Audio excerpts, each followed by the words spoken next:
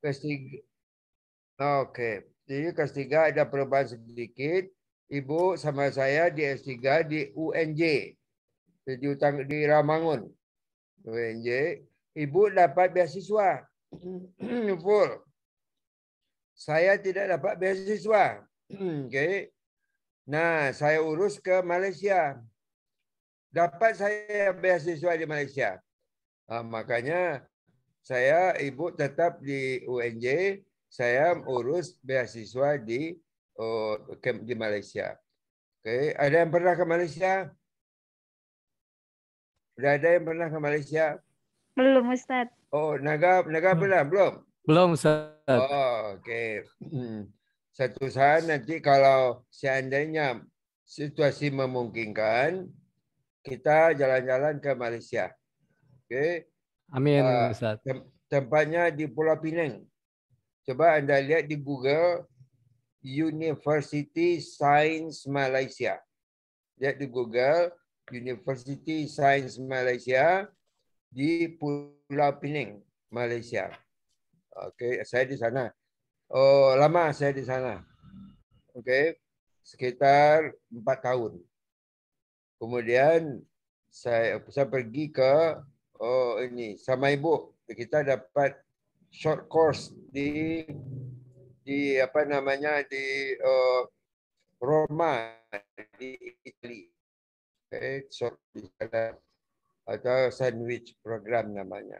Kita ke sana, pulang ke Indonesia, saya kembali ke Penang, ke universitas saya dulu, kerja dulu di sana.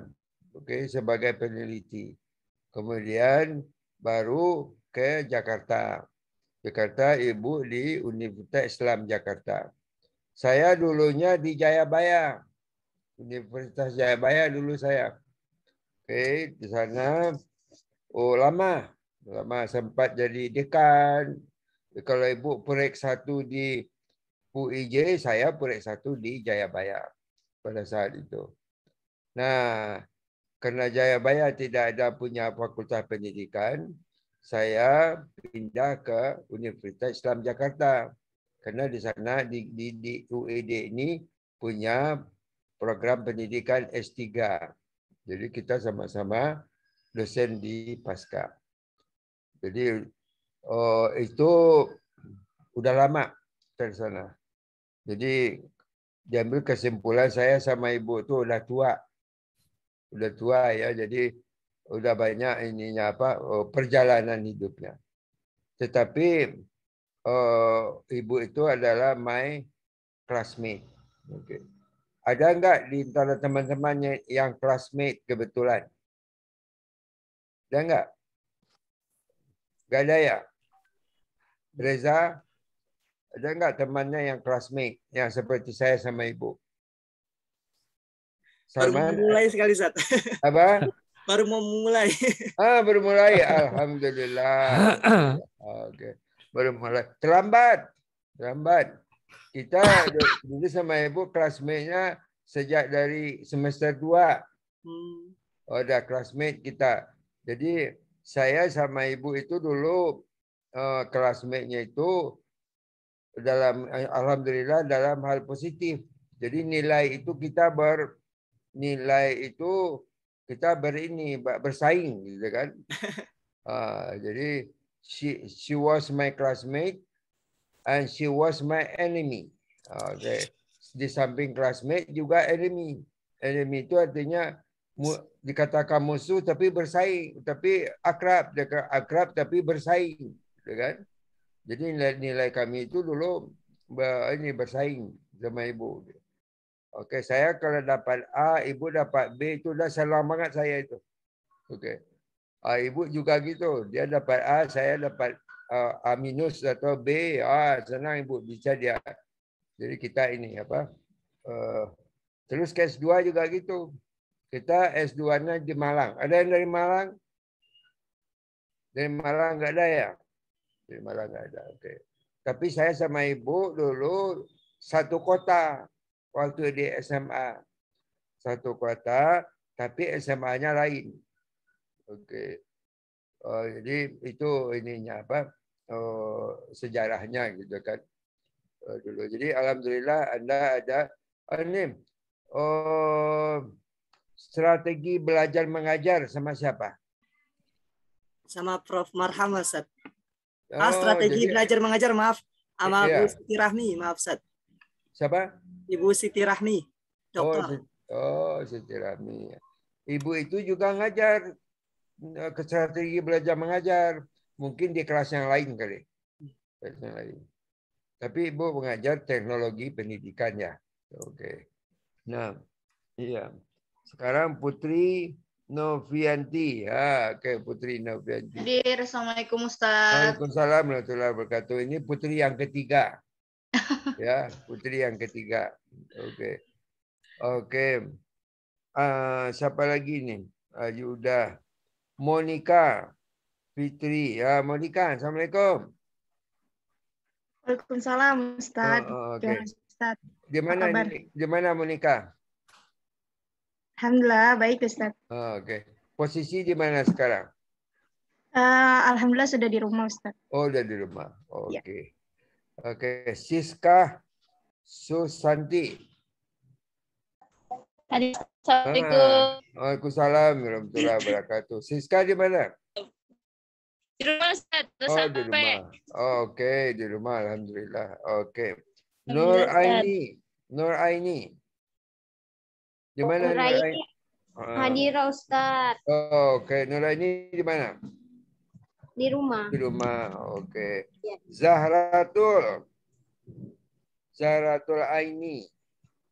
Hadir Ustaz. Oke, Zahratul di mana? Alhamdulillah udah di rumah Ustaz. Oh, alhamdulillah di rumah. Oke. Jadi, Siska sudah. Siska Susanti tadi ya. Oke. Siapa lagi nih? Nidaul Hasanah.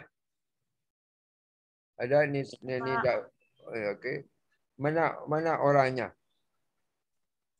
Siska mana? Siska wajahnya mana? Oh, Susanti. Siska Susanti. Oke. Wajahnya belum. Oke, lagi memperbaiki hijab dia bilang. Oke. Nidatul belum juga, lagi make up. Lagi make up jadi tanggung. Oke. Oke. Siska udah muncul, hilang lagi. Oke. Oke. Sekarang pertemuan kita yang keempat. Keempat. Pertemuan yang keempat. Jangan lupa di portal. Jangan portal, absen di portal. Oke. Pertemuan yang keempat. Siapa yang ini sekarang yang presentasi? Saya, Ustaz. Naga? Iya, Ustaz. Okay. Sama siapa? Sendiri, Ustaz. Oh, sendiri. Okay. Kita ada berapa orang? 16? 15? Untuk sekarang yang sudah bergabung 15, Ustaz. Jumlah semuanya? 23. 23. Sekitar 55%-nya sudah bergabung. Oh, oke. Jadi ini ya. Nggak apa-apa. Sambil menunggu mereka, kita lanjut aja. Oke, kita mulai perkuliahan kita dengan mengucapkan Bismillah. Bismillahirrahmanirrahim. Oke. Assalamualaikum warahmatullahi wabarakatuh. Waalaikumsalam warahmatullahi wabarakatuh. Nah, pada malam hari ini kita akan membincangkan, akan mendiskusikan dengan topik apa? Naga, asesmen dan ini apa? Dasar-dasar pengembangan tes. Oh, dasar-dasar pengembangan tes. Oke. Ini bagus sekali. Oke, dasar-dasar pengembangan tes. Oke, silakan. Naga. Baik, Ustaz. Ya. Salman, saya yang share screen ya. Gimana bisa? Saya harus buka dulu kalau ini. Ya udah, coba saya lah. Ya.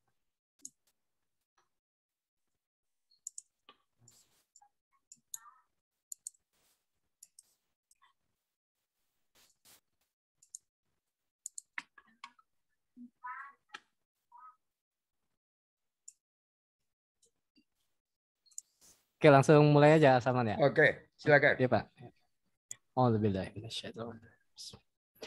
Assalamualaikum warahmatullahi wabarakatuh. Waalaikumsalam. Assalamualaikum warahmatullahi wabarakatuh. Innal hamdalillah nahmaduhu wa nasta'inuhu wa nastaghfiruh wa na'udzu billahi min syururi anfusina wa min sayyiati a'malina may yahdihillahu fala mudhillalah wa may yudlil fala hadiyalah. Asyhadu an la ilaha illallah wa asyhadu anna Muhammadan abduhu wa rasuluh. Allahumma salli ala Muhammad wa ala ali Muhammad. Amma ba'd. Ya. Alhamdulillah, segala puji bagi Allah dan salawat serta salam hanya kepada Rasulullah. Ya. Dan setelah memuji Allah dan juga setelah menyampaikan salam kepada Rasulullah, selanjutnya saya menyampaikan salam hormat saya, salam takzim saya kepada dosen pengampu mata kuliah evaluasi dan tes PAI, yaitu Dr. Mulyadi Amir SOS MPD PhD, dan juga kepada teman-teman yang saya hormati pada malam hari ini. Pada malam hari ini saya akan mempresentasikan pokok bahasan tentang dasar-dasar pengembangan tes dengan ada 4 subjudul yang akan menjadi bahasan kita pada malam hari ini, yaitu yang pertama adalah pengertian tes hasil belajar, yang kedua adalah jenis dan bentuk tes hasil belajar, yang ketiga adalah ciri-ciri tes yang baik, dan yang keempat adalah langkah-langkah pengembangan tes hasil belajar. Baik, kita langsung ke pembahasan, yaitu tentang pengertian tes hasil belajar. Tes hasil belajar yaitu tes hasil belajar merupakan power test. Maksudnya adalah mengukur kemampuan peserta didik dalam jawab pertanyaan atau permasalahan, atau suatu cara atau alat yang digunakan untuk mengetahui kemampuan peserta didik dalam menjawab pertanyaan atau permasalahan. Namun sebelum pada itu, tentu ada beberapa hal yang perlu kita ketahui, bahwa tes merupakan salah satu alat untuk melakukan pengukuran, yaitu alat untuk mengumpulkan informasi, karakteristik suatu objek. Dalam pembelajaran objek ini bisa berupa kecakapan peserta didik, minat, motivasi, dan sebagainya. Bentuk tes yang digunakan di dalam lembaga pendidikan dilihat dari sistem penskorannya dapat dikategorikan menjadi 2, yaitu tes objektif dan tes subjektif, yang nanti akan juga kita bahas di slide-slide selanjutnya.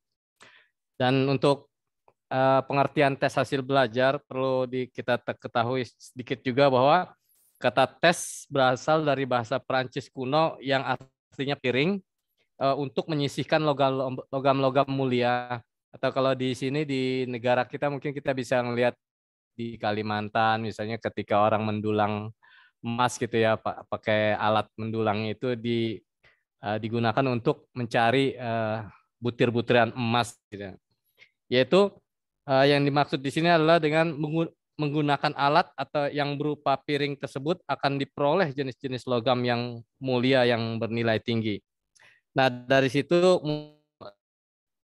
dari situlah kemudian muncul istilah tes ya, yang digunakan untuk mencari sesuatu yang bernilai gitu. Dalam hal ini berkaitan dengan pengertian tes hasil belajar, ada beberapa istilah yang perlu diketahui, yaitu tentang tes, yaitu adalah satu alat atau prosedur yang digunakan dalam rangka pengukuran atau penilaian. Kemudian ada istilah testing, berarti tes itu sedang dilaksanakan atau saat sedang dilaksanakannya pengukuran atau penilaian saat pengambilan tes itu. Kemudian ada tester, berarti orang yang melakukan pengujian atau melakukan tes, atau orang yang melaksanakan pengambilan tes terhadap peserta didik atau respondennya. Kemudian ada testi, yaitu pihak yang dikenai yang sedang dikenai tes ya, atau peserta didiknya yang sedang dites. Kemudian ada beberapa pendapat dari beberapa ahli tentang pengertian tes, yaitu yang pertama Misalnya menurut N. Anastasi dalam karya tulisnya yang berjudul Psychological Testing, yang dimaksud dengan tes adalah alat pengukur yang mempunyai standar yang objektif sehingga dapat digunakan secara meluas serta dapat digunakan secara individu untuk mengukur dan membandingkan keadaan psikis atau tingkah laku individu. Kemudian menurut Lee J.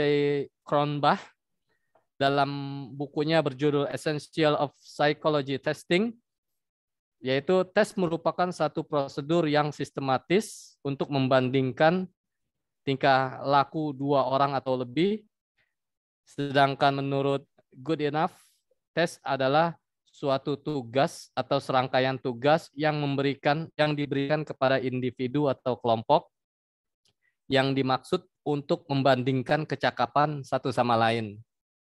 Dari pengertian dari para ahli ini,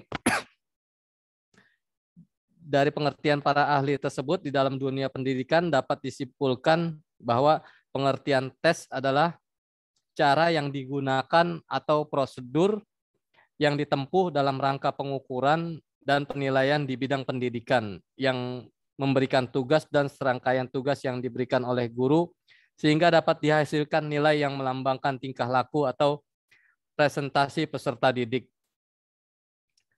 Nah, dari sekian pendapat para ahli, maka kita simpulkan bahwa tes hasil belajar merupakan power test tadi sudah di dalam slide, yang maksudnya adalah kemampuan mengukur siswa dalam menjawab pertanyaan atau permasalahan. Kemudian pokok bahasan yang kedua yaitu jenis dan bentuk tes hasil belajar. Nah, dari jenisnya tes dapat digolongkan menjadi 3, yaitu tes lisan, tes tulisan, dan tes tindakan atau perbuatan. Mungkin kita ada paham ya di sini ya, tes lisan berarti cara mengetesnya dengan cara wawancara atau tanya jawab. Kemudian tes tulisan nanti bisa berupa uraian tulisan atau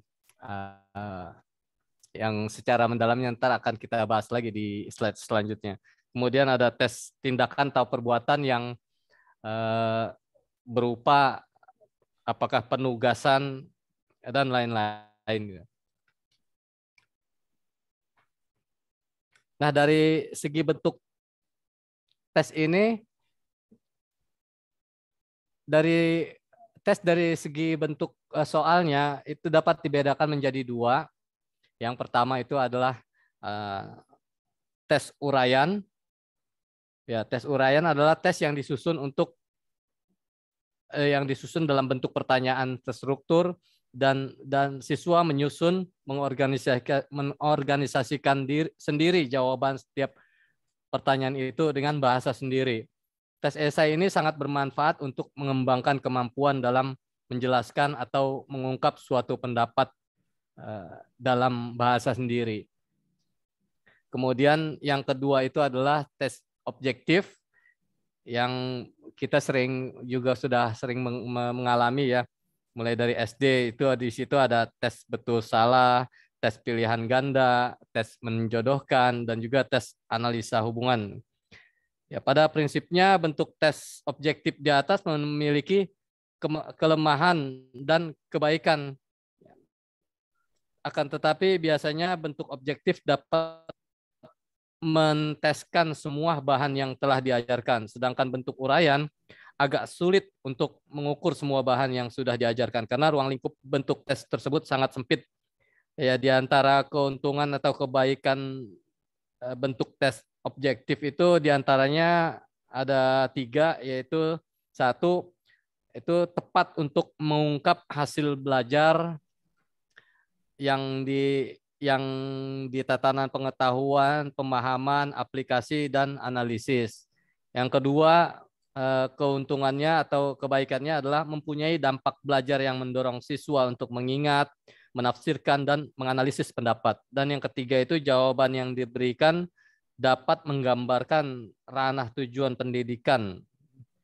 Kemudian kelemahannya adalah yang pertama, dari tes objektif ini adalah siswa tidak dituntut untuk mengorganisasikan jawaban karena jawabannya sudah disediakan. Kemudian kedua, siswa ada kemungkinan dapat menebak jawaban yang telah tersedia.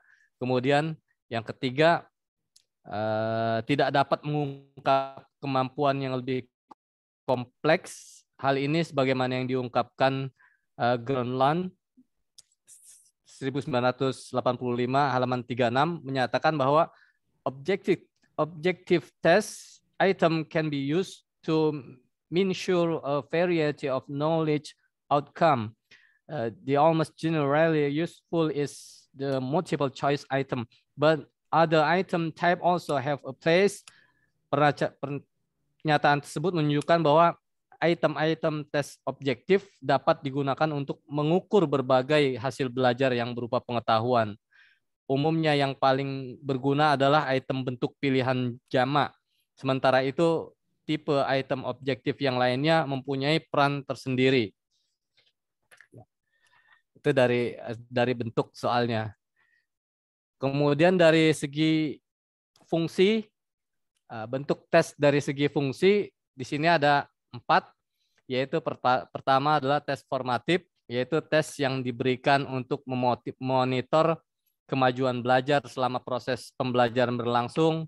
Tes ini diberikan dalam tiap bulan. Tes ini diberikan dalam tiap satuan unit pembelajar. Manfaat tes formatif bagi peserta didik adalah satu, untuk mengetahui apakah peserta didik sudah menguasai materi dalam tiap unit pembelajaran, merupakan penguatan bagi peserta didik. Kemudian kedua, merupakan usaha perbaikan bagi siswa karena dengan tes formatif, peserta didik mengetahui kelemahan-kelemahan yang dimilikinya. Peserta didik dapat mengetahui bagian dari bahan yang mana yang belum dikuasainya. Kemudian tes sumatif. Tes sumatif diberikan dengan maksud untuk mengetahui penguasaan dan pencapaian peserta didik dalam bidang tertentu. Tes sumatif dilaksanakan pada tengah atau akhir semester. Kemudian di sini ada tes penempatan, yaitu tes yang diberikan dalam rangka menentukan jurusan yang akan dimasuki peserta didik atau kelompok mana yang paling baik ditepati atau dimasuki peserta didik dalam belajar. Kemudian yang keempat adalah tes diagnostik, yaitu tes yang digunakan untuk mendiagnosis penyebab kesulitan yang dihadapi seseorang, baik dari segi intelektual, emosi, fisik, dan lain-lain yang mengganggu kegiatan belajarnya. Itu tes dari jenis dan bentuk-bentuknya. Kemudian kepada sub pokok bahasan yang ketiga, yaitu ciri-ciri tes yang baik. Di sini menurut Ari Kunto 1992 bahwa sebuah tes yang dapat dikatakan baik sebagai alat pengukur harus memiliki persyaratan tes, yaitu setidaknya di sini ada 5. Yang itu adalah, yang pertama adalah validitas, yaitu sebuah tes disebut valid apabila tes tersebut dapat mengukur apa yang hendak diukur. Contoh, untuk mengukur partisipasi siswa dalam proses belajar mengajar bukan diukur melalui nilai yang diperoleh pada waktu ulangan, tapi dilihat melalui kehadirannya, terpusatnya perhatian pada pelajaran, ketepatan menjawab pertanyaan-pertanyaan yang diajukan oleh guru dalam arti relevan pada permasalahannya. Yang kedua, reliabilitas, yang berasal dari kata reliable dalam bahasa Inggris, artinya dapat dipercaya. Tes dapat dikatakan pada dipercaya jika memberikan hasil yang tepat apabila berkali-kali. Sebuah tes dikatakan reliable apabila hasil-hasil tes dibuat menunjukkan ketetapan. Jika dihubungkan dengan validitas, maka validitas adalah ketepatan dan reliabilitas adalah ketepatan. Kemudian yang ketiga itu adalah objektivitas.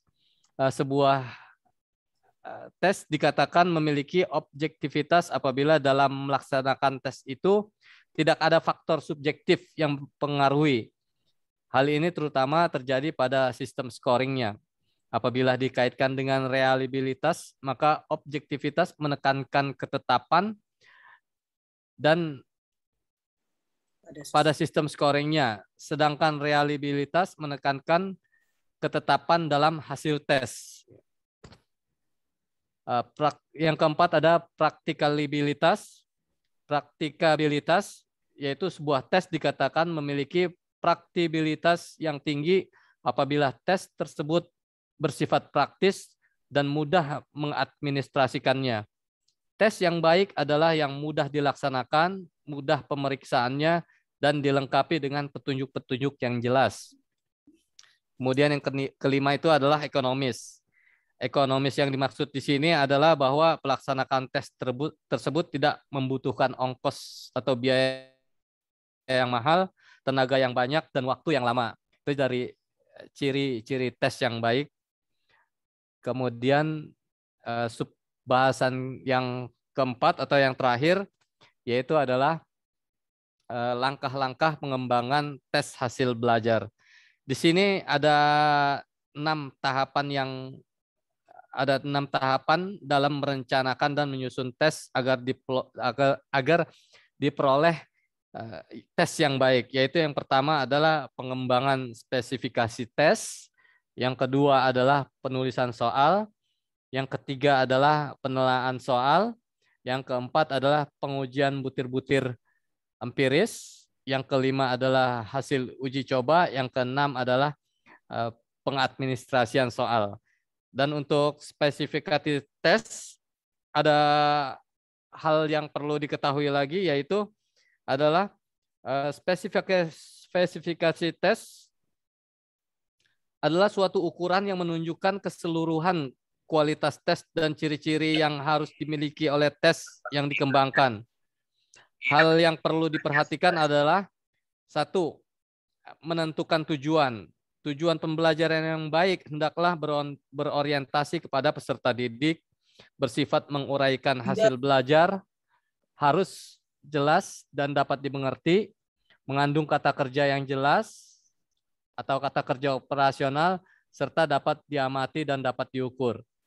Kemudian yang kedua adalah menyusun kisi-kisi soal.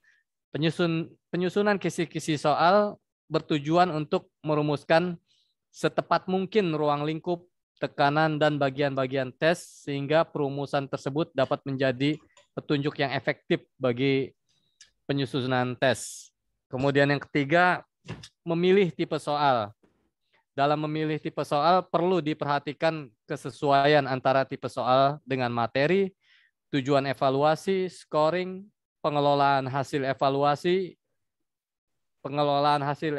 penyelenggaraan tes, serta ketersediaan data dan kepraktisan.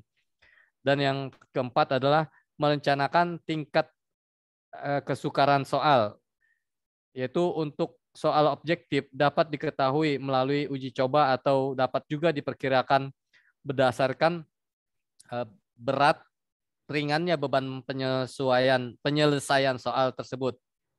Merencanakan banyak soal. Kemudian merencanakan jadwal penerbitan soal. Dan itulah langkah-langkah pengembangan tes hasil belajar.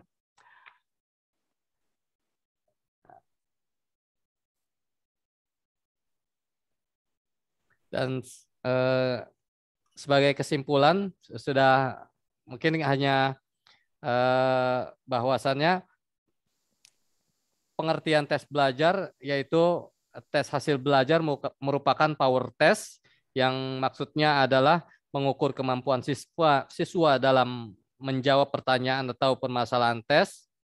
Kemudian jenis dan bentuk tes yang tadi sudah dijelaskan bahwa dari jenisnya terdapat 3 jenis tes, yaitu tes lisan, tes tulisan, dan tes tindakan atau perbuatan.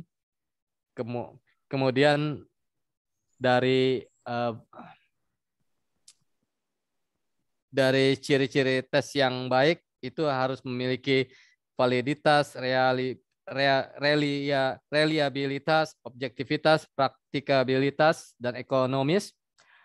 Dan kemudian yang terakhir langkah-langkah pengembangan tes hasil belajar yaitu pengembangan spesifikasi tes, penulisan soal, penelaahan soal, pengujian butir-butir soal secara empiris, penganalisaan hasil uji coba, dan yang terakhir mengadministrasikan soal.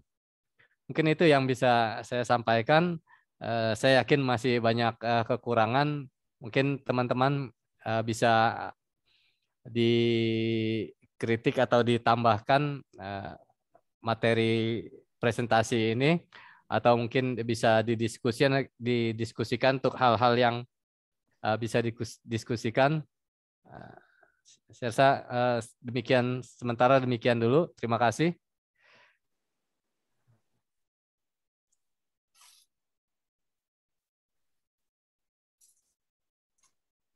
Baik, terima kasih Saudara Naga Kunadi untuk pemaparannya. Ada lagi? Ini lanjut.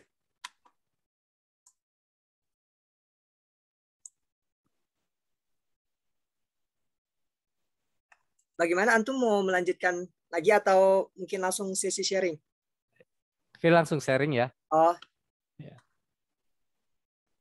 Ditutup dulu PowerPoint-nya. Oh ya, mohon maaf. Oke. Ya. Ya, baik, Silakan. alhamdulillah sudah 20 orang yang bergabung. Tadi dari pemaparan Saudara Naga Kunadi, mungkin dari teman-teman ada yang mau sharing, melengkapi, atau mengajukan pertanyaan, sangat diperkenankan dan juga sangat diharapkan. Silakan. Putri Novianti, boleh sampaikan. Oke. Kan? Oke, Saudara Chandra. Baik, Bismillahirrahmanirrahim. Tadi terkait tentang bentuk tes dari segi fungsi. Nah, dijelaskan bahwa salah satunya itu adalah tes penempatan ya, atau penjurusan. Tes penempatan itu atau penjurusan itu maksudnya berdasarkan kemampuan peserta didik atau kemauan peserta didik. Soalnya gini, kadang saya merasakan waktu ketika sekolah itu kan dites itu ketika penjurusan ya.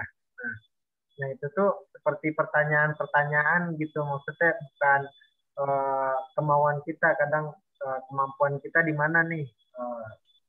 Mungkin di situ ditempatkan penjurusannya, tapi bukan sesuai kemauan gitu. Nah, mungkin di sini bisa dijelaskan gitu. Penempatan itu sesuai kemampuan peserta didik atau kemauan peserta didik.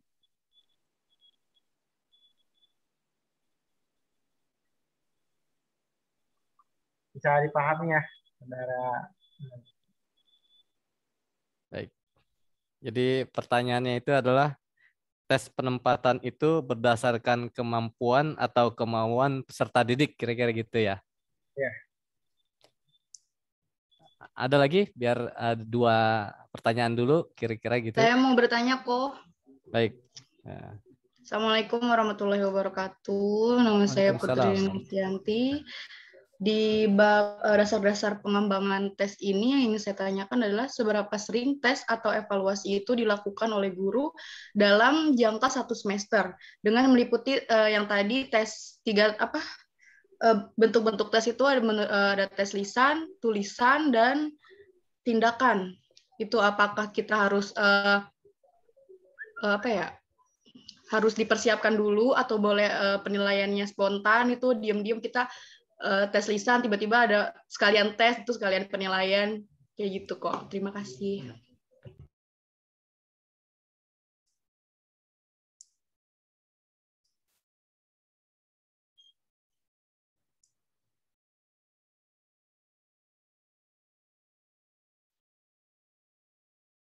Pertanyaannya ada berapa? 1 atau 2, Wati? Yang pertama ini ya, seberapa sering tes dilakukan oleh guru dalam 1 semester gitu? Iya betul kok. Iya.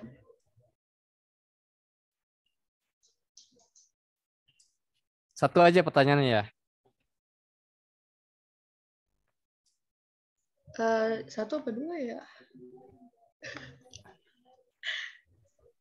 Sama itu boleh nggak tes spontan gitu? Dalam misalnya sambil belajar, terus diem-diem kita ngelakuin tes gitu. Secara lisan, nggak secara tulisan, secara lisan atau secara tindakan gitu, tanpa kita bilang ke siswa ini lagi tes gitu. Kita menilai gitu aja gitu. Nggak bilang dulu ini lagi tes, tiba-tiba kita spontan tes secara lisan gitu. Kuis mendadak ya, Wati? Enggak, bukan. Tapi lebih ke tahu-tahu ngasih nilai aja gitu. Iya, dadakan. Jadi kita nggak ada, yuk kita siap-siap kita mau tes lisan gitu. Dari pendidik. Enggak. Jadi kan kita lihat persiapan dan pemahaman siswa juga gitu. Mungkin kalau misalnya kita bilang dia langsung buka buku satu malam gitu kan. Kalau misalnya dadakan kan kita nggak bilang dulu kayak gitu. Boleh nggak kok?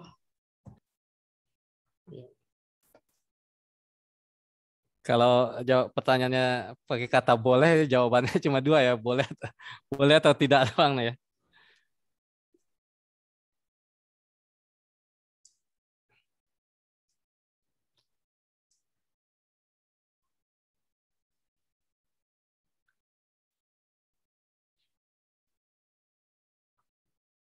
Baik, saya coba menjawab berdasarkan kemampuan saya ya. Pertama, pertanyaan Chandra, tes penempatan itu berdasarkan kemampuan atau kemauan peserta didik gitu ya. Kalau dilihat dari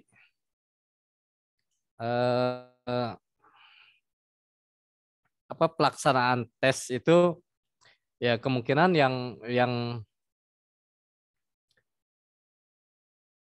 tes itu dilakukan berdasarkan ya kira-kira dua-duanya ya. Artinya gini,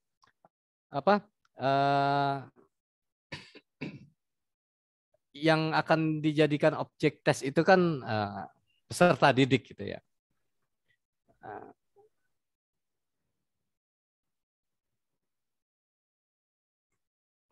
Ntar dulu.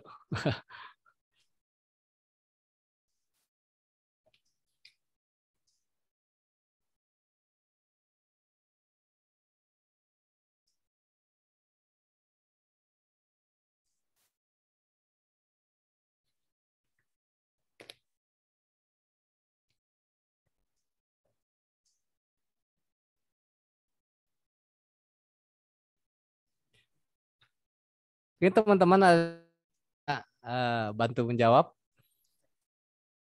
Asalman misalnya. Ini yang jawaban pertanyaan Wati yang pertama mungkin nih. Seberapa sering tes dilakukan oleh guru dalam satu semester? Karena kan banyak tes-tes yang dilakukan ya. Boleh bantu jawab pertanyaan Wati? Boleh, Pak. Ya, kalau seberapa banyak tes atau evaluasi yang dijalankan oleh seorang guru kepada peserta didiknya, kalau menurut saya biasanya itu jadi tes itu kan macam-macam ya, ada tes yang memang memang sudah dijalankan sesuai dengan kalender pendidikan atau kaldik, ada juga yang disesuaikan dengan sekolah atau kelas gitu kan. Nah, biasanya kalau seorang guru itu biasanya per bab itu selesai satu bab pelajaran itu ada evaluasi atau ada soal-soal gitu. Jadi itu tuh dipakai untuk sejauh mana sih si peserta didik itu memahami apa yang sudah kita ajarkan ke mereka gitu. Kalau misalnya seberapa banyak atau seberapa itunya sih nggak bisa dihitung ya, maksudnya nggak bisa maksudnya secara pasti itu nggak bisa dihitung gitu, maksudnya nggak bisa ditentukan gitu. Tapi biasanya kita kan ada acuan gitu kan, buku gitu kan. Nah biasanya per satu bab mata pelajaran itu terakhir itu biasanya ada evaluasi per bab. Nah, nanti kalau tes sekalipun di akhir semester itu kan semua bab. Jadi diambil misalnya dalam satu tengah semester itu ada 3 bab gitu kan. Nah, itu soalnya itu baru diambil dari masing-masing bab tersebut gitu. Jadi kalau menurut saya sih, kalau saya sebagai guru itu biasanya melakukan tes atau evaluasi itu, penilaian itu setelah satu bab mata pelajaran itu, paling nggak kita biar tahu yang tadi saya bilang sejauh mana sih apa yang sudah kita ajarkan ditangkap oleh si peserta didik gitu. Itu aja sih, Wati. Terima kasih, Po. Ya, pertanyaan Wati satu sudah terjawab ya. Kalau yang kedua sih, kalau jawabannya boleh atau tidak tes spontan dilakukan, menurut saya sih boleh-boleh aja kayaknya ya. Ya.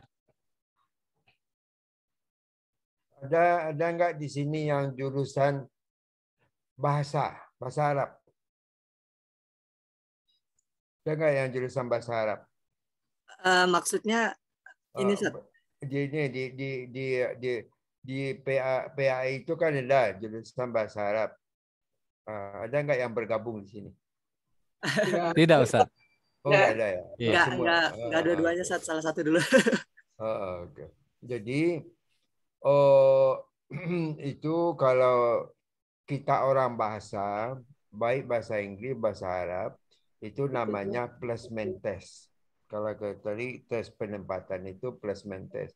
Kalau orang bahasa menentukan, misalnya bahasa Inggris dites, menentukan apakah siswa ini bahasa Inggrisnya apakah levelnya level beginner, level intermediate, elementary, level intermediate, level advance.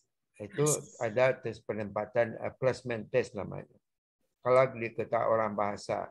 Juga kalau ingin mengetahui berapa kemampuan mahasiswa untuk bahasa Arab nih, ada itu tes bahasa Arab untuk menentukan tingkat kemampuan siswa dalam bahasa Arab. Apakah level beginner, level intermediate, elementary, atau advanced. Nah, jadi tergantung tujuannya.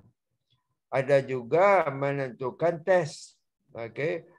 Anda di SMA atau di MAN dulu ada nggak jurusan IPA, IPS, ada nggak? Ada, Ustaz. Ada jurusan IPA dan IPS. Itu waktu dulu saya masih ingat, kedua-duanya dipakai oleh guru. Nah, misalnya siswa ini waktu di SMA atau di MAN, dia bisa mengambil jurusan IPA. Dan juga kalau di tingkat kemampuannya. Oke, atau siswa ini ke IPS. Dan juga dulu ada jurusan bahasa. 3. IPA, IPS, bahasa. Selain daripada kemampuannya itu, guru juga mentes kemauannya, ke minat. Sebetulnya si anak ini dia sanggup untuk IPA kalau dilihat dari ininya, dilihat dari nilainya, kemampuan. Tapi dia minatnya ke bahasa. Ada banyak dia senang dengan bahasa Inggris misalnya. Padahal dia mampu untuk IPA, IPS, tapi dia ngambil jurusan bahasa karena dia tertarik untuk jurusan bahasa. Atau sebetulnya dia ini boleh udah bisa dilihat kemampuannya ke IPA. Tetapi karena minatnya itu dia ke IPS. Oke, dia macam-macam. Jadi tergantung tujuan kita memberikan tes. Apakah kita mau melihat minat siswa atau kita mau melihat tingkat kemampuannya.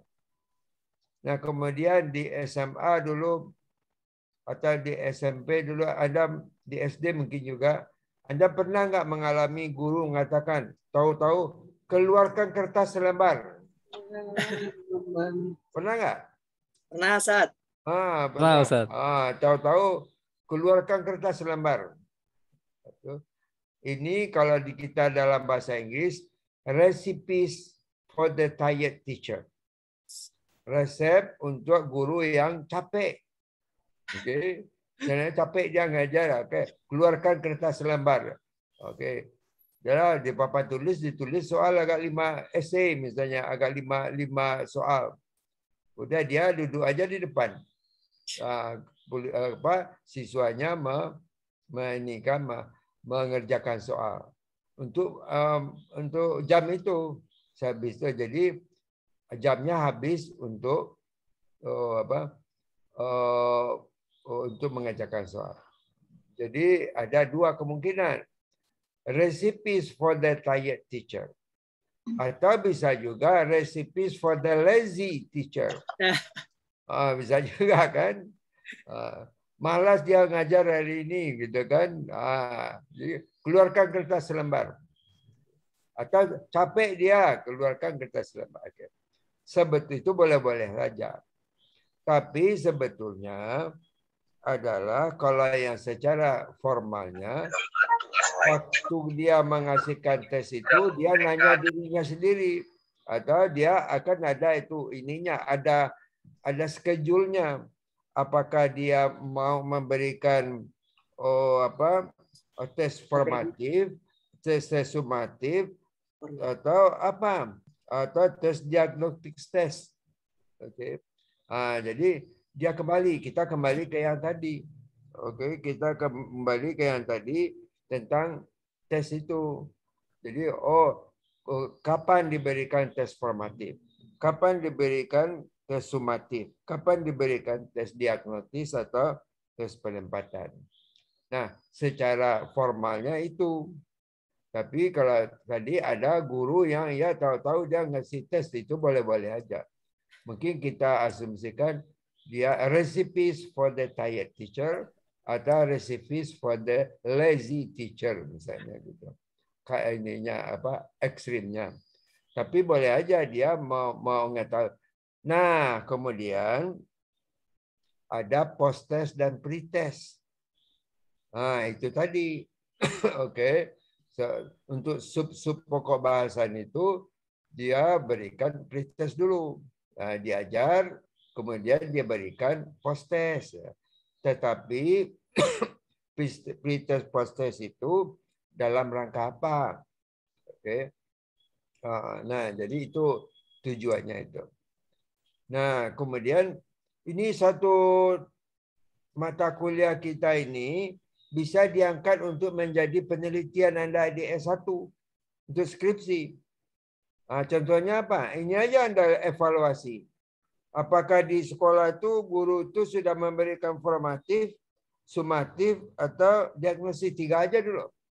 Anda teliti itu. Oke, Anda teliti. Jadi dia satu skripsi. Kalau saya adakan penelitian, jadi dia hasil penelitian saya. Oke. Tidak tertutup kemungkinan kita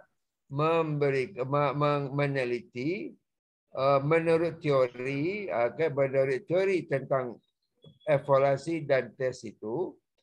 Nah, ada macam-macam tes formatif, tes sumatif, tes diagnosis. Okay. Nah, ini Anda bisa angkat jadi penelitian skripsi Anda. Oke. Jadi makanya dalam perkuliahan itu mata-mata pelajaran itu Anda harus jeli-jeli memikirkan apa ini masalahnya. Masalahnya untuk diangkat untuk menjadi penelitian. Oke, untuk diangkat menjadi skripsi. Oke. Ada lagi? Ada tadi misalnya pretest misalnya. Nah, bisa gampang aja. Biasanya hasil pretest itu dikasih nggak kepada siswa? Guru sebelum dia mulai satu sub pokok bahasan, dia mengadakan pretest. Hasilnya itu dikonfirmasikan nggak kepada siswa? Coba saya tanya. Harusnya iya, Ustaz. Harusnya ya. Anda yang sudah jadi guru gitu, pernah nggak melakukan pretest? Yang sudah ngajar? Ke apersepsi, Ustaz. Oke. Nah, itu bisa diangkat jadi penelitian. Kelas ini namanya satu kelas diteliti. Hasil pretestnya itu dikonfirmasikan kepada siswa. Diinformasikan. Maka siswa, menurut hasil pretest Bapak atau Ibu, Anda baru memahami mata pelajaran pokok bahasa ini sekian persen. Nah, diinformasikan. Untuk itu Anda kelemahannya di sini, di sini, di sini. Nah, ada satu kelas lagi tidak diinformasikan hasil pretestnya. Sama-sama dikasih pretest, tapi hasilnya tidak di. Nah, dilihat mana hasilnya yang lebih baik. Hasil belajar. Oke, bisa jadi penelitian kan? Bisa menjadi.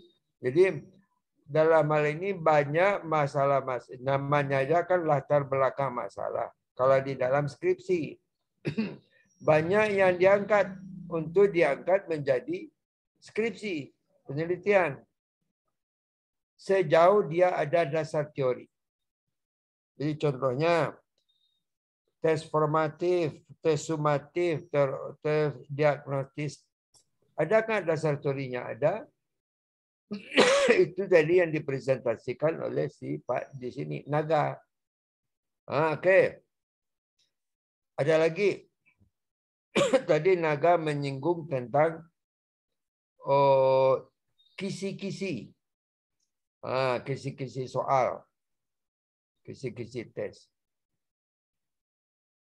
Anda selama ini dalam mata-mata kuliah, biasanya kalau sudah mau mendekati UAS, Anda temui dosennya. Pak, apa sih kisi-kisinya, Pak? Apa sih, Bu? Apa kisi-kisi untuk UAS, Bu? Pernah nggak? Betul, Ustaz. Benar kan?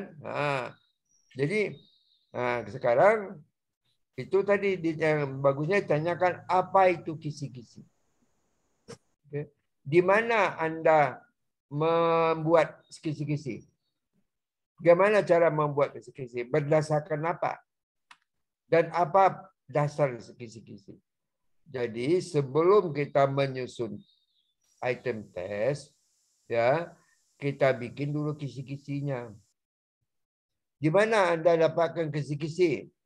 Siapa tahu? Kita mau bikin, jangan lupa kisi-kisi hasil belajar PAI contohnya. Kisi-kisi hasil belajar fikih, kisi-kisi hasil belajar Quran dan hadis, kisi-kisi hasil belajar sejarah pengembangan Islam misalnya. Di mana Anda dapatkan kisi-kisi ini? Di mana? Biasanya saya kalau menguji S2 saya tanya itu.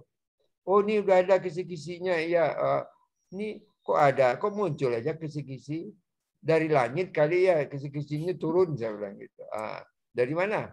Udah dapat kisi-kisi itu? Biasanya dari buku pedoman yang ada, Ustaz. Tapi kalau untuk kisi-kisi, biasanya kalau untuk kisi-kisi kayak ujian-ujian akhir yang berstandar nasional itu, dari pemerintah juga sudah menyediakan itu. Kalau Anda meneliti bagaimana? Anda meneliti sendiri, ini buat skripsi ini. Ada kisi-kisinya. Oke, kisi-kisi dibuat pertama dari berdasarkan tujuan pembelajaran. Oke, berdasarkan kepada apa namanya itu? Apa silabis, apa RPS, apa namanya?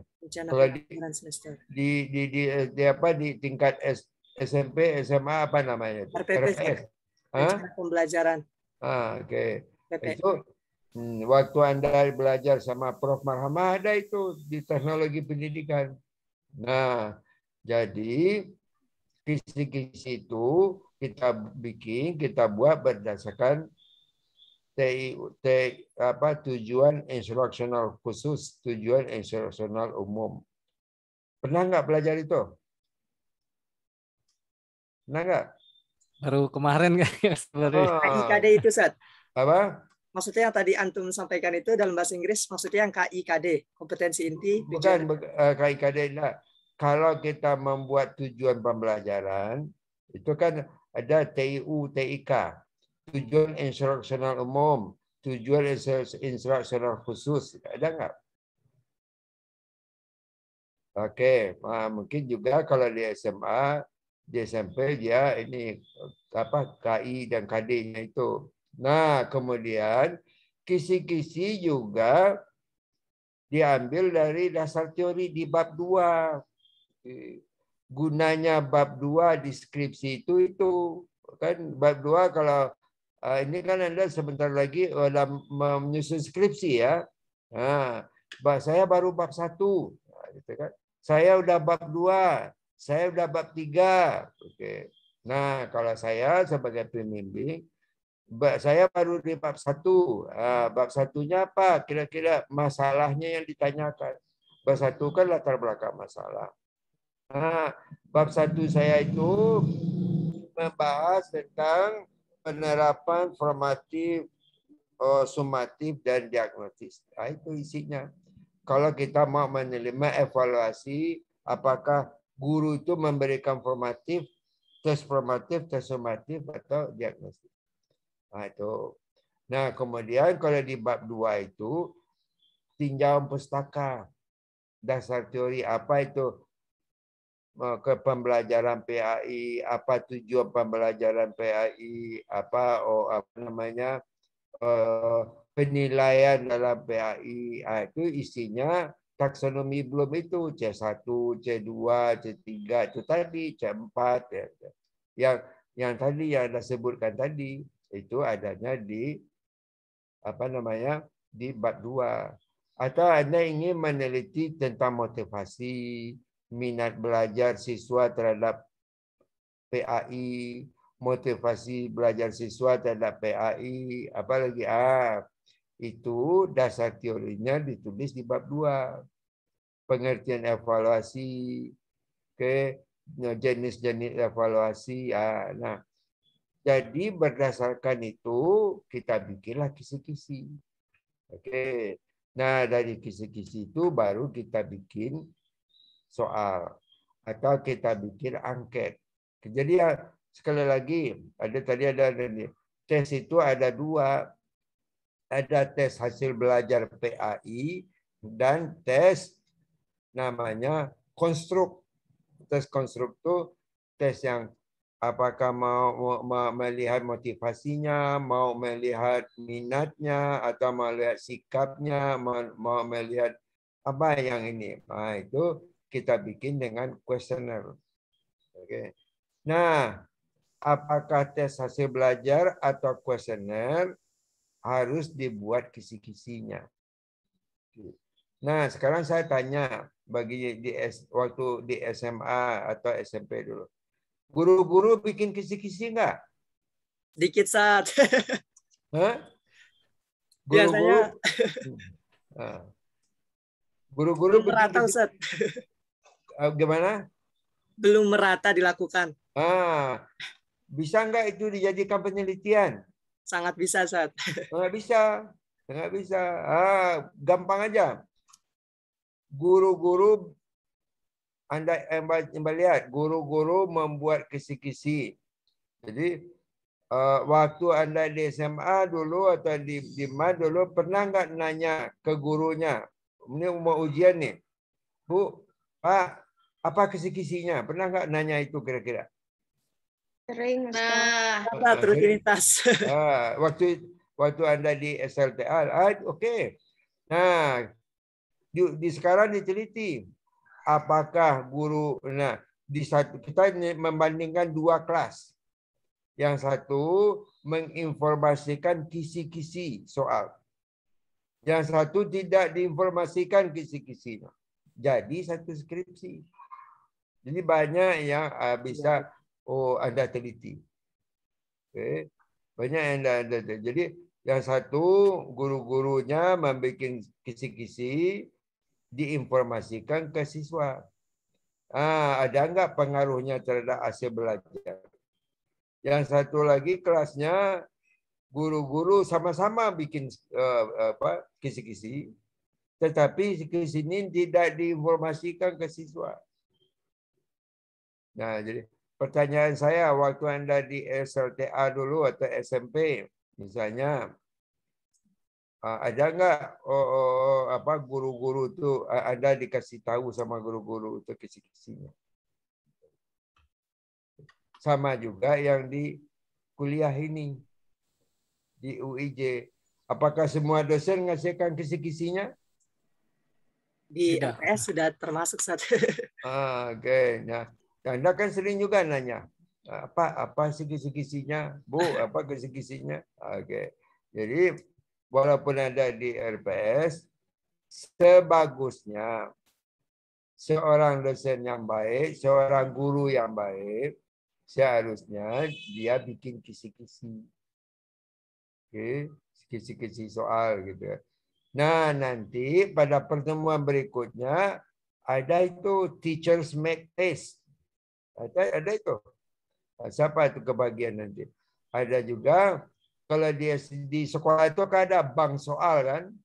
Jadi berarti soal yang sudah jadi. Oke.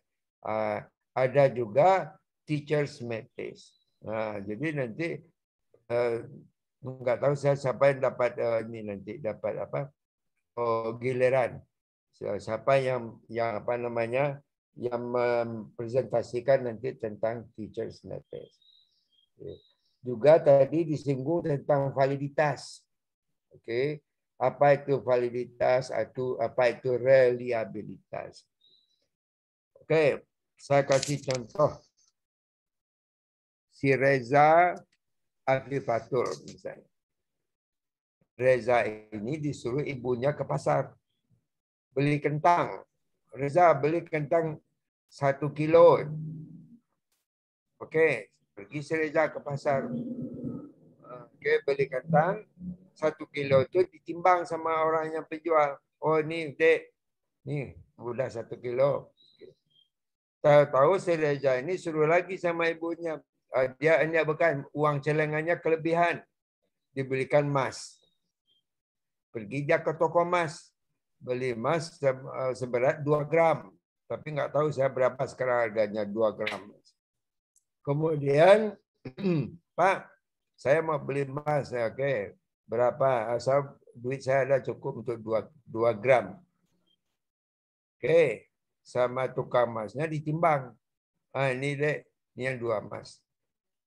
Pertanyaan saya, sewaktu si pedagang menggunakan timbangan, bisa nggak dia timbangan kentang tadi dijadikan untuk menimbang emas? Bisa nggak Reza? Nggak mungkin kan? Atau timbangan emas dibuat buat menimbang kentang? Rusak saat. Rusak. Oke. Itu namanya timbangan itu kalau kita di pendidikan namanya tes. Alatnya tidak valid. Ya, tidak mengukur apa yang seharusnya diukur. Oh, Anda bisa protes. Pak, masa saya beli kentang dipakai timbangan emas gitu kan? Masa saya beli emas dipakai timbangan kentang? Selama ini sebetulnya kita jadi guru ini banyak yang berdosa sebetulnya. Menipu siswa. Bukan siswanya yang nggak bisa jawab soal. Bukan siswanya yang kurang mampu. Gurunya yang bikin soalnya yang nggak benar.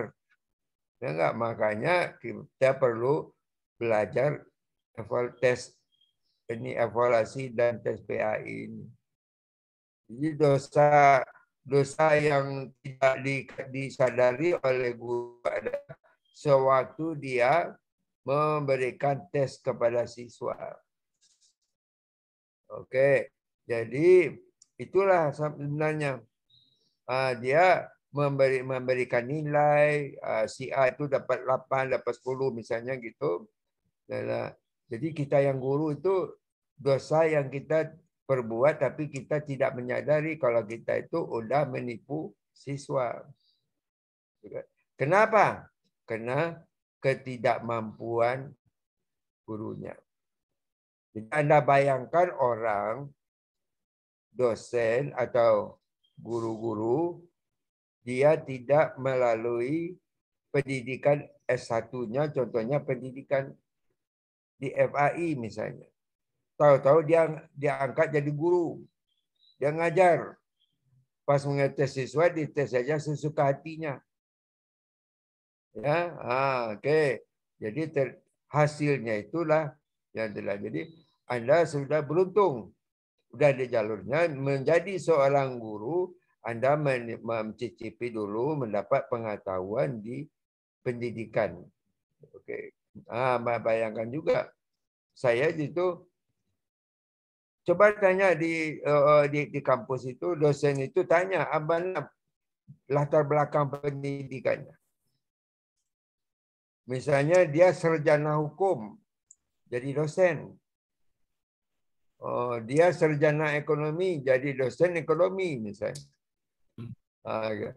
Nah, untuk itu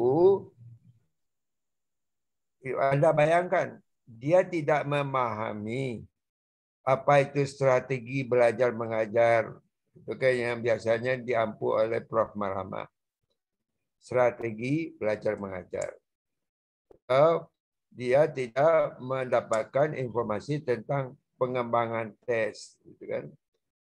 Di sewaktu dia memberikan tes, atau di SMA aja lah.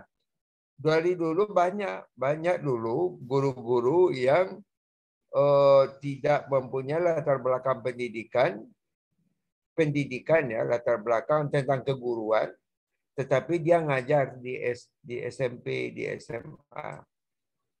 Coba Anda bayangkan itu, bagaimana dia menzolimi siswanya. Kadang-kadang siswanya terjadilah tes yang objektif tadi. Tidak yang objektif. Si A, karena dia cantik anaknya, misalnya manja sama gurunya, dikasih aja nilai 10. Dasarnya itu namanya tes yang sangat objektif. Nah, jadi itulah yang kita diskusikan malam ini. Nah, ada lagi tadi dibahas sama Naga tentang tes itu ada dua, ada tes dan ada non-tes. Non-tes itu contohnya ada lisan, ada dia tes itu macam-macam, ada lisan, ada tulisan, dan ada tindakan. Tulisan, tulisan sudah jelas. Itu adalah untuk hasil belajar. Di hasil belajar itu ada juga, kalau kita melihat tes belajar, C1, C2, C3. C1 itu apa? Taksonomi belum. Apa itu C1? Knowledge. Kalau Anda sidang skripsi sama saya, enggak saya luluskan ini. Kognitif, afektif. Knowledge. Taksonomi belum itu ada kognitif, ada afektif, ada psikomotor. Kognitif itu terdiri dari berapa? 5. Apa itu? Evaluasi pengetahuan. Apa ya? 6. Knowledge. C1 itu apa? Pengetahuan. Pengetahuan. C2? Pemahaman. C3? Penerapan. C4? Analisis. Anda mengajar di kelas 1 SMP. Ya. Ini Anda bikin soal untuk kelas 1 SMP. C berapa yang akan Anda kasihkan? C1, C2, C3, C4. C berapa yang akan Anda kasihkan? SMP. Kelas 1 SMP. Analisisnya belum, Sat. Analisisnya belum kayaknya. Di SMP itu baru C1, C2. C1, C2. Apa? Dia ada baru tingkat pengetahuan dan pemahaman. Itu. Nah, Anda ngajar kelas 1 SMP, tapi udah ngasihkan cek analisis ya. Dia siswanya yang nggak bisa jawab. Nah, tapi Anda ambil kesimpulan murid tidak berhasil. Saya capek-capek ngajar muridnya nggak ini. Padahal Anda sendiri yang salah bikinnya ini. Oke. Nah, itu untuk taksonomi Bloom C1, C2, C3 CAP. Nah, nanti juga tes analisis. Oke, nanti siapa yang dapat bahan nanti tes analisis kita banyak bahas ini. Oke. Kemudian ada nanti tes lisan. Naga, tadi tes lisan itu terdiri dari apa aja tes lisan? Tes lisan itu kita berdasarkan tes lisan terdiri dari apa? Bagaimana kita memberikan tes lisan? Apa aja contohnya? Wawancara, Ustaz. Wawancara. Apa lagi? Observasi. Observasi. Apa lagi? Angket. Angket. Gitu kan? Wawancara, observasi, angket. Gitu kan? Nah, mana apakah semuanya bisa dipakai angket? Nggak bisa. Nggak bisa. Contohnya fikih. Fikih tentang cara berwuduk yang benar, cara gerak-gerik salat yang benar. Itu pakai apa? Pakai angket? Tindakan. Tindakan atau itu psikomotor. Psikomotor. Nah, kemudian jangan lupa kalau Anda ingin melakukan tes lisan itu misalnya observasi, harus ada pedoman observasi. Ya, Anda mau observasi ke sekolah. Tentang apa yang mau Anda observasi? Tentang pelaksanaan Al-Quran dan hadis. Apa yang akan Anda observasi? Harus ada pedoman observasi. Anda ingin mau mewawancarai kepala sekolah. Siapa biasa diwawancarai? Guru. Siapa lagi? Wali kelas. Siapa lagi? Kepala sekolah. Oke. Kalau Anda ingin wawancara tentang penerapan teknologi, misalnya efektivitas daring, misalnya Anda menyekan guru kepala sekolah atau juga tenaga administrasi di sana. Anda ingin mengetahui mewawancarai dia. Mereka itu harus ada ini pedoman wawancara. Ya, apa yang jangan asal ditanya aja. Jangan wawancara aja, tapi harus ada pedoman. Saya mau mewawancara kepala sekolah. Apa poin-poin yang akan Anda tanyakan? Jadi, saya mau mewawancarai guru. Apa poin-poin yang akan tentu poin ininya sama, dan tentu pertanyaan untuk kepala sekolah dengan guru tentu lain. Walaupun objeknya sama, tapi bagaimana yang akan kita tanya kepala sekolah itu lain, gitu kan? Oke. Begitu juga kalau kita bikin angket. Kita mau melihat motivasi belajar siswa terhadap pembelajaran FAI, misalnya, PAI. Kita bikin angket. Nah, angket itu sama dengan hasil belajar tes, hasil belajar tadi. Dibikin kisi-kisi angket. Oke, misalnya dibikin dulu kisi-kisinya. Dari kisi-kisi baru kita buat kuesionernya. Oke. Itu nanti kita bahas pembuatan non-tes. Siapa dapat giliran itu? Mendalam kita bahas itu. Pembuatan non-tes. Nah, baru kita. Nah, kemudian jangan lupa baik tes hasil belajar maupun tes angket ini harus diuji cobakan. Harus diuji cobakan. Oke, Ayu, Anda ingin menguji cobakan tes hasil belajar. Kepada siapa Anda uji cobakan? Kepada siapa? Suaranya diaktifkan dulu, Ayu.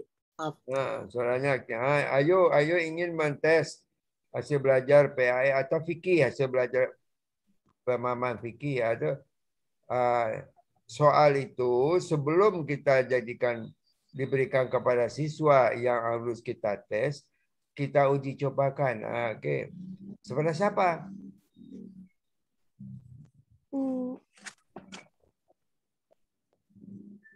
Kepada murid mungkin, Ustaz? Iya, maka murid yang mana? Iya, kepada nggak mungkin kita uji cobakan kepada kepala sekolah kan? Ya. Oke. Kepada murid yang mana? Oke. Mungkin sebelum ke siswa sendiri bisa ke anak-anak di rumah. Kalau kita udah punya keluarga gitu. Oke.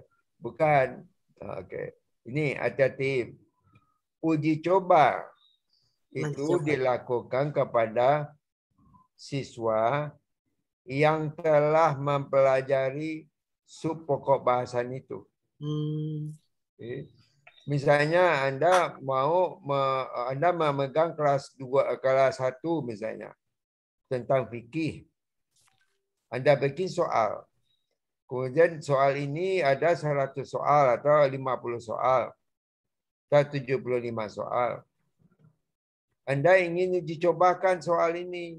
Jadi mungkin ada item-item yang terlalu sulit atau yang terlalu mudah.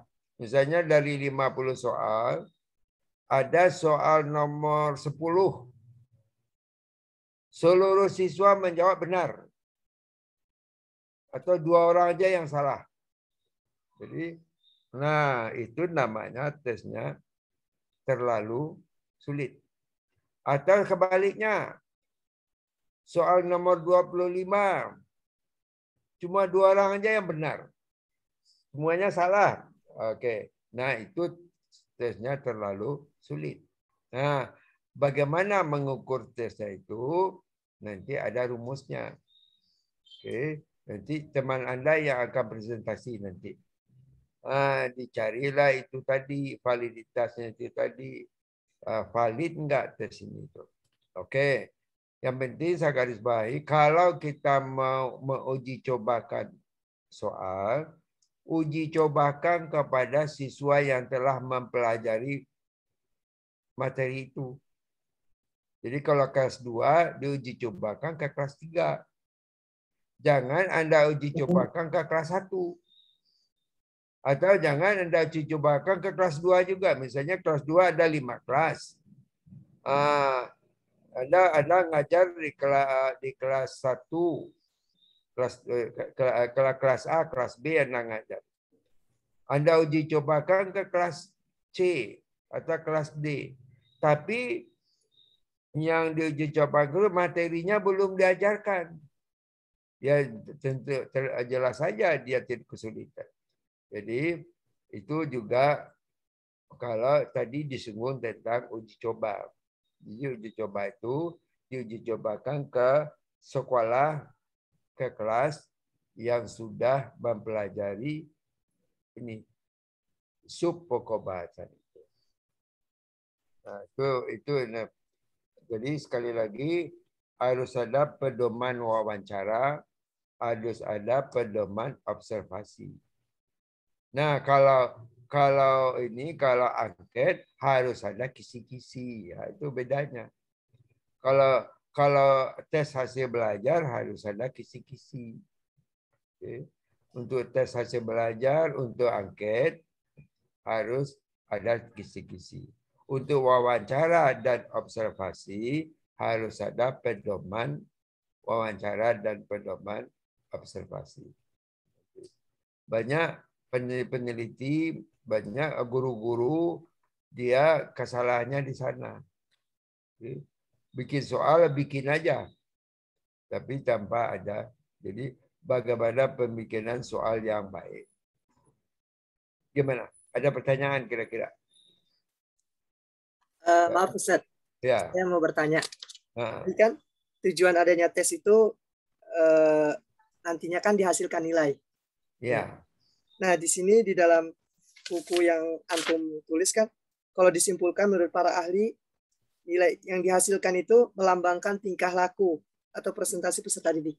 Ya. Itu berarti kan seakan-akan nilai itu menjadi parameter dari tingkah laku peserta didik itu sendiri, Sat. Nah, mungkin kalau dari segi ketepatan dari analisa seperti itu, bahwa nilai itu menjadi lambang atau kepribadian dari peserta didik itu sendiri, apakah ini sangat tepat atau bagaimana, Ustaz?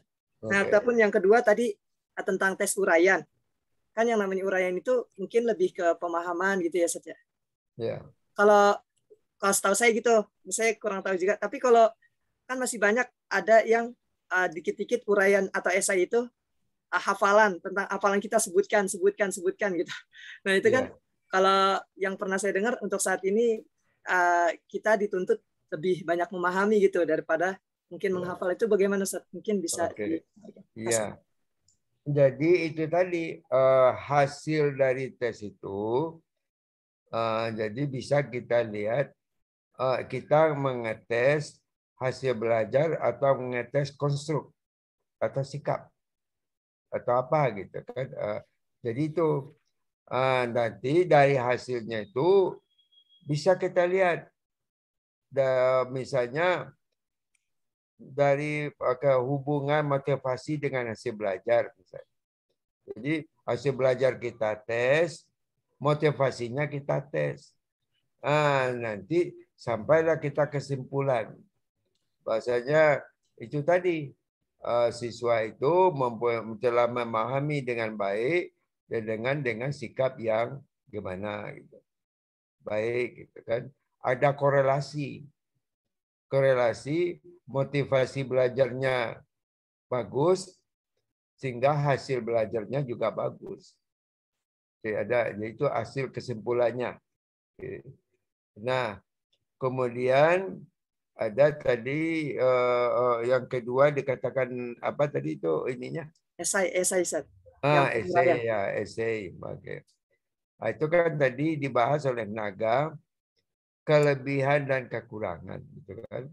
Nah, kalau kita objektif bisa kita mencakup ke seluruh aspek-aspek yang kita ajarkan. Tapi juga bisa untuk esai.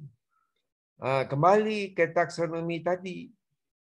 Kita membuat soal esai tentang pengetahuan atau pemahaman. Kan? Itu. Jadi walaupun kita bikin esai, yang kita bikin esai itu soal kita itu sebutkan itu kan.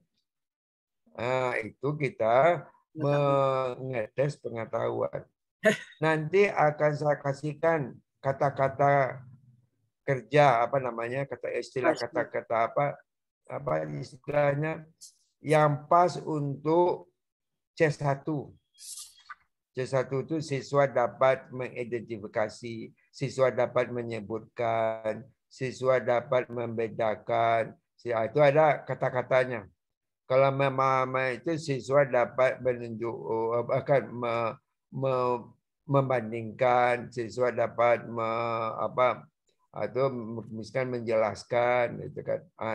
Nanti insya Allah kalau saya nggak lupa saya kasih ini nanti tadi Naga bilang apa ya kata-katanya untuk C1, C2, C3 itu C4 misalnya. Oke, ada itu.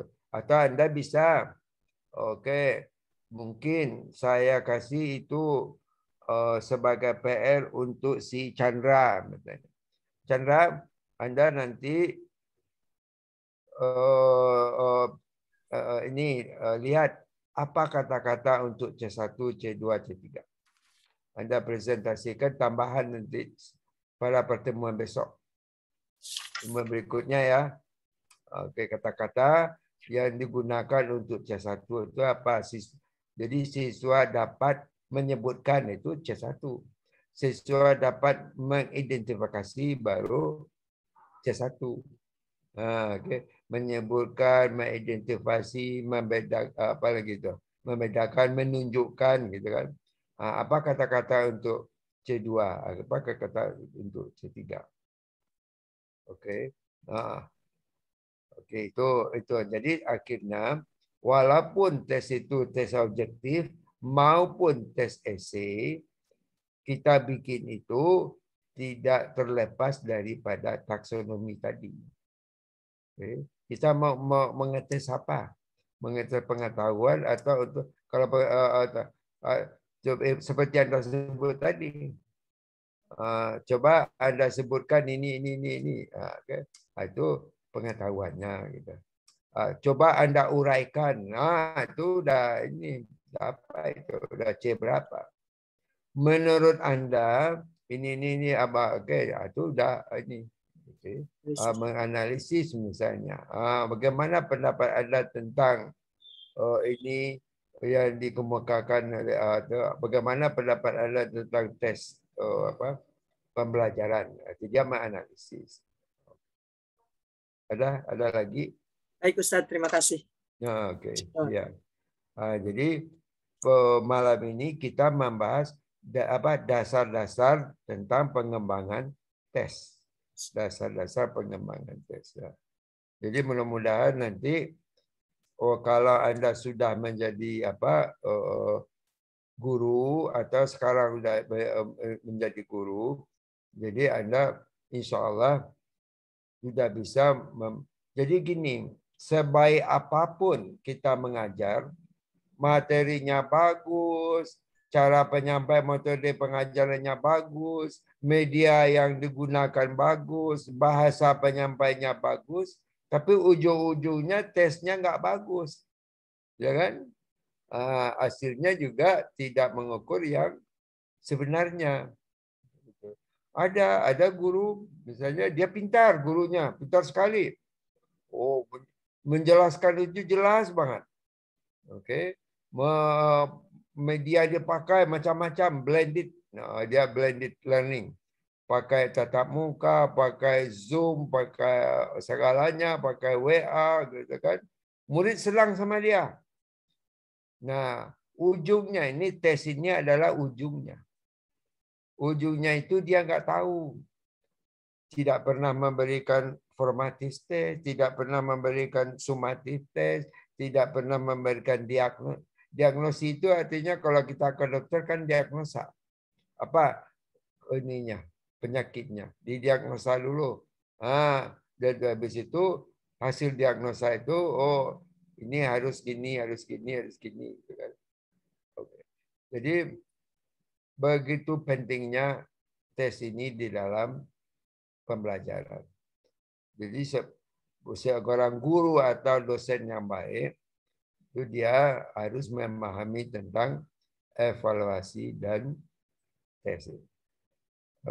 Jadi mungkin ada orang dia guru atau dosen dia nggak tahu dia membedakan antara apa itu tes, apa itu pengukuran, apa itu penilaian, apa itu asesmen segalanya. Oke. Nah, kelebihan kita dari pendidikan kita memahami itu. Oke. Nah, ini sekarang ini dalam apa? Kalau evaluasi yang dievaluasi semuanya. Mungkin materinya, evaluasi medianya, evaluasi cara proses belajar mengajarnya, dievaluasi siswanya, itu keseluruhan itu biasanya kita evaluasi pada akhir pembelajaran. Ada lagi? Kira-kira? Oke, jadi inilah malam ini kita bahas tentang dasar-dasar pengembangan tes. Ada pertanyaan? Ada? Oke. Kita tunggu dari Chandra. Next week. Ya. Oke. Apa kata-kata yang ini? Cari di Google gampang itu. Ada. Oke. Ya. Makasih. Ya. Kalau nggak ada, kita akhiri. Ya. Ada lagi kira-kira penambahan pertanyaan segalanya? Oke. Nah. Jadi saya itu biasanya dalam mata kuliah ini, saya berharap Anda itu sudah ada bekal untuk penulisan skripsi. Jadi mulai dari sekarang ini Anda udah bisa mengancar-ancar. Saya meneliti tentang Al-Quran hadis. Saya meneliti tentang fikih. Saya meneliti tentang sejarah Islam gitu. Apalagi? Ada 5 itu kemarin. Apa? Saya meneliti tentang apa? Akidah. Akidah gitu. Nah, atau saya mau meneliti tentang motivasi. Saya meneliti tentang minat. Oke. Saya meneliti tentang sikap. Atau bisa juga, saya mau meneliti tentang membandingkan. Bisa pretest, hasilnya diinformasikan, yang satu tidak informasikan. Itu saya mau meneliti tentang pelaksanaan formatif, sumatif, dan diagnosis ini dari sekolah. Jadi yang harapan saya, akhir dari perkuliahan ini ada produk. Ada produk untuk Anda masing-masing yang bisa nanti diangkat untuk pembuatan skripsi. Kelamaan mahasiswa itu tamatnya, selesainya, karena pembuatan instrumen penelitiannya yang nggak benar. Pembuatan angketnya yang nggak benar, pembuatan tes hasil belajarnya yang nggak benar. Oke. Bagaimana teknik wawancaranya nggak benar ya, gitu. Nah, sekarang Anda tentukan apakah Anda ingin meneliti tentang hasil belajar, silakan. Meneliti tentang konstruk atau minat atau motivasi, silakan. Meneliti tentang hubungan, silakan. Korelasi, silakan, gitu kan.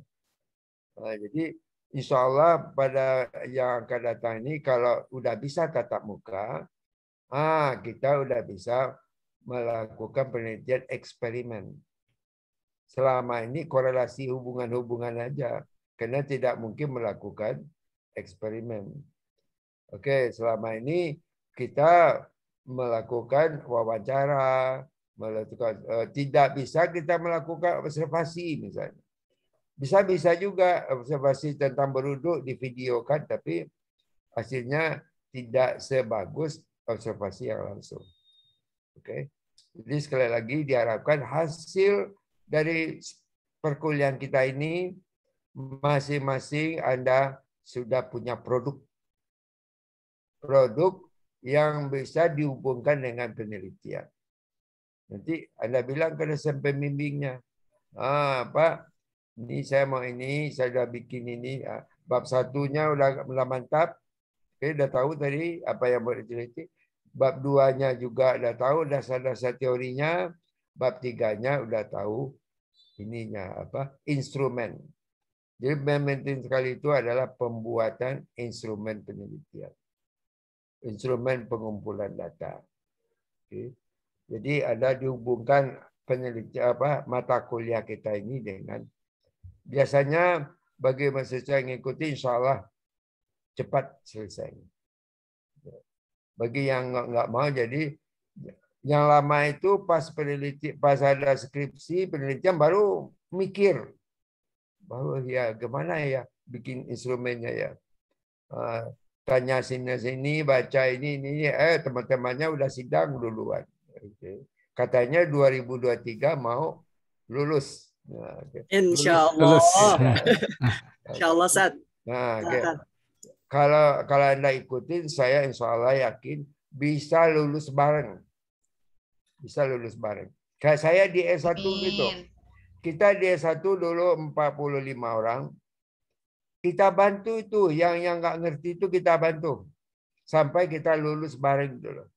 90% kita selesai. Saling membantu. Dalam hal penelitian, dalam hal belajar itu.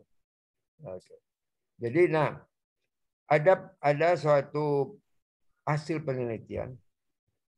Orang yang mengerjakan skripsi sendiri saja lebih lama selesainya daripada orang yang mengerjakan skripsi ini berkelompok atau diskusi.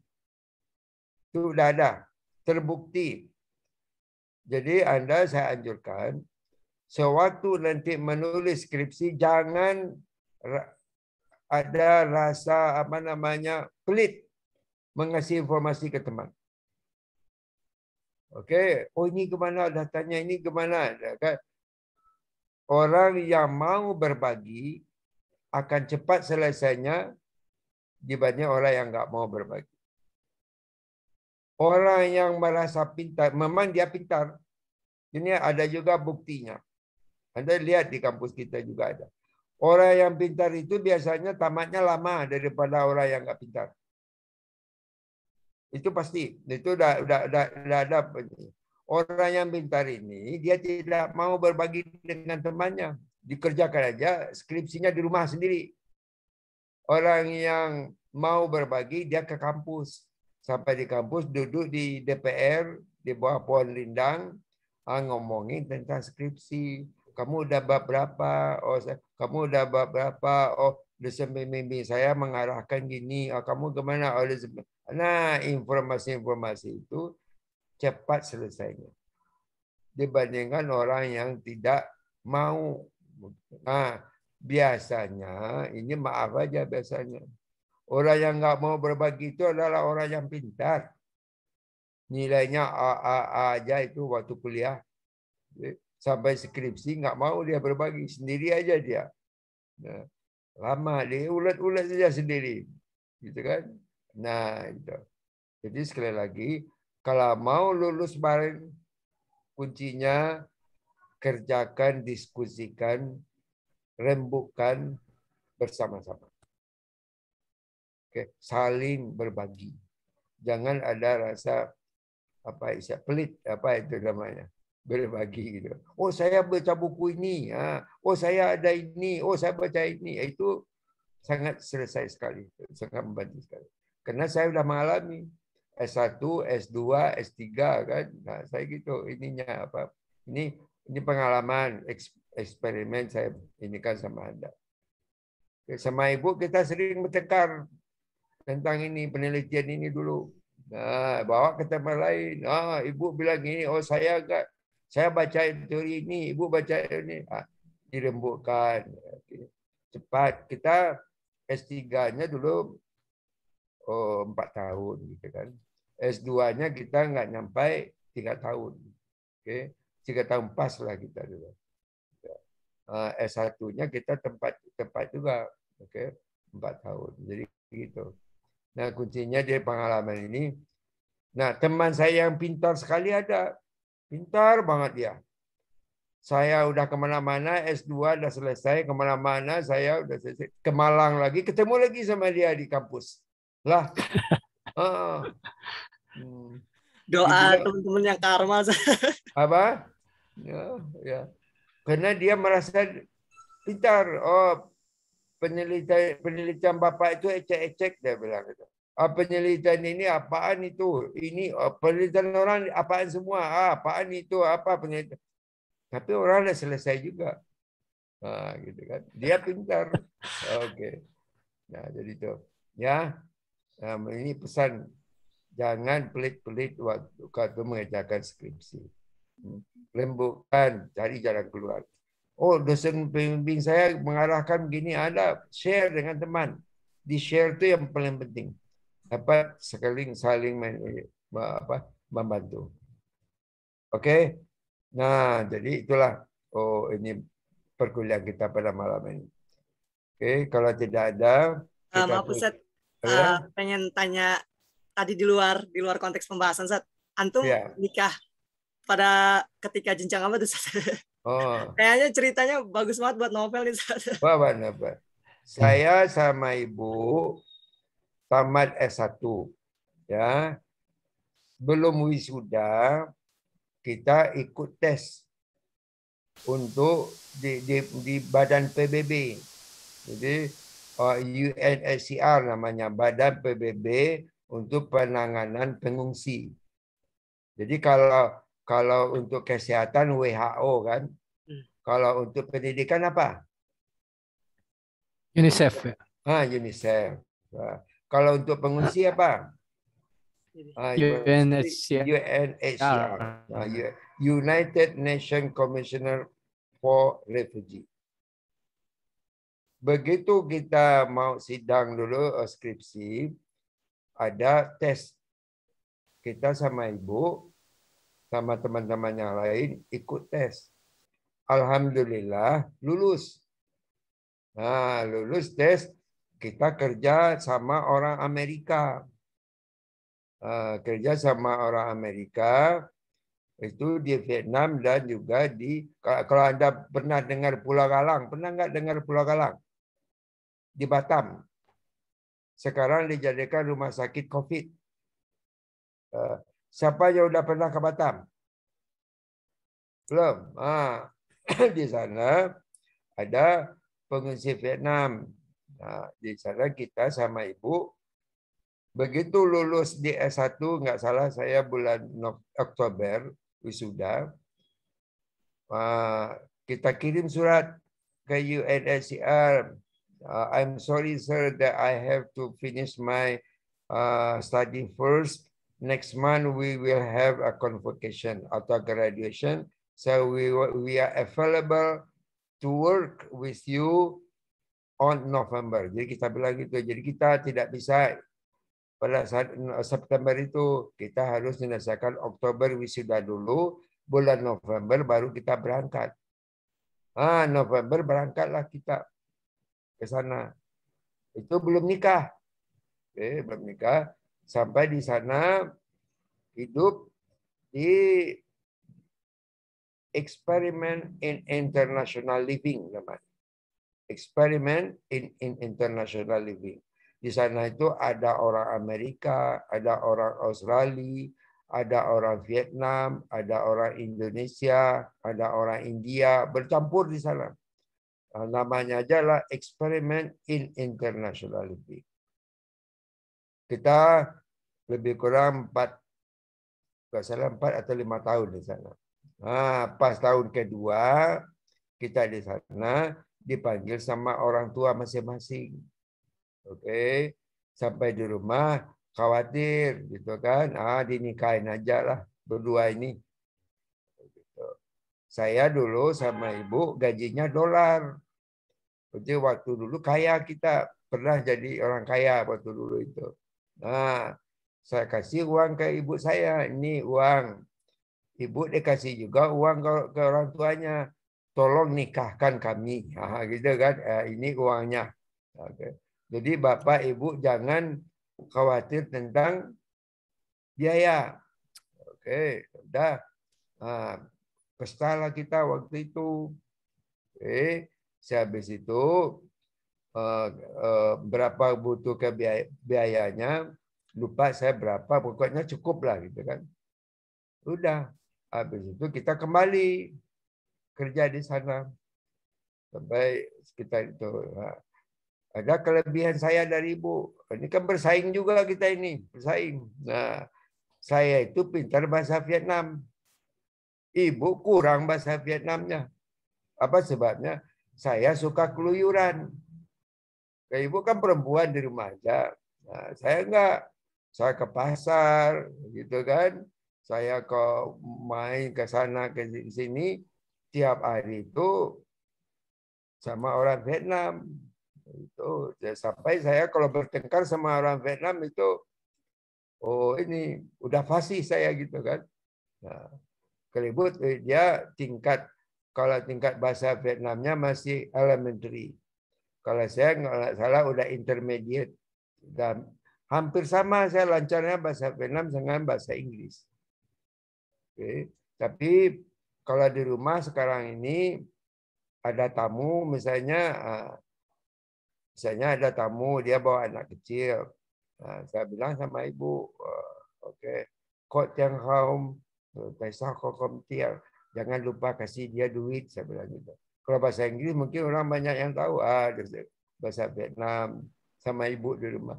Ya sedikit yang penting aja. Jadi, itu anak keponakan ke rumah atau cucu ke rumah, jangan lupa kasih duit ya, saya bilang. Oh ya. Dia yang penting dia akan roy, apakah dia perlu makan di sini apa enggak gitu. Ibu jawab kok oke. Taisa Kamroy, enggak usah ditawari gitu kan. Atau oh iya perlu misalnya gitu. Jadi ada hal-hal yang ini. Nah, sampai sekarang bahasa Vietnam saya itu udah hampir lupa. Kalau dulu saya ini dipercaya untuk memberikan pengumuman. Nah, contohnya ini bahasa Tombau Dum Hoban Tam Tim Bayala Tam Ya Sintoi di Daplai. Tombau Dum Hoban Tam Tim Bayala Tam Ya Sintoi di Daplai. Itu saya ini dulu kasih pengumuman ke orang Vietnam. Nah, sekarang ini ada wacana untuk memberikan bantuan kepada pengungsi Afghanistan. Itu ada teman-teman itu sekarang berkumpul, kita tapi saya agak kurang ini, kenapa? Saya mau boleh nggak apa-apa, saya jadi pengelolanya nggak apa-apa, tapi ngajar udah nggak mau saya. Kalau udah tua udah malas saya gitu kan. Oke, itu di luar sekilas sekelumit informasi. Saya bisa juga bahasa Thailand sedikit, karena sering ke Thailand. Oke, jadi misalnya Sawadika, Kapungka, oke, ada sedikit. Tapi kalau bahasa itu Ibu, saya lebih cepat. Ibu heran, oh kok bisa aja kamu bahasa Thailand gitu. Saya sukanya orangnya ini keluar. Kalau di hotel, Ibu kan di hotel. Kalau saya enggak, pergi ke pasar, saya praktekkan bahasa Thailandnya. Peng, oh mahal banget, kompeng gitu. Oke, ya. Terima kasih banyak. Kita ketemu lagi next week. Oke. Kita akhiri dengan baca Alhamdulillahirabbil alamin. Alhamdulillahirabbil alamin. Oke, assalamualaikum warahmatullahi wabarakatuh. Waalaikumsalam warahmatullahi wabarakatuh. Terima kasih Ustaz. Ya, maaf ini terlewat jamnya.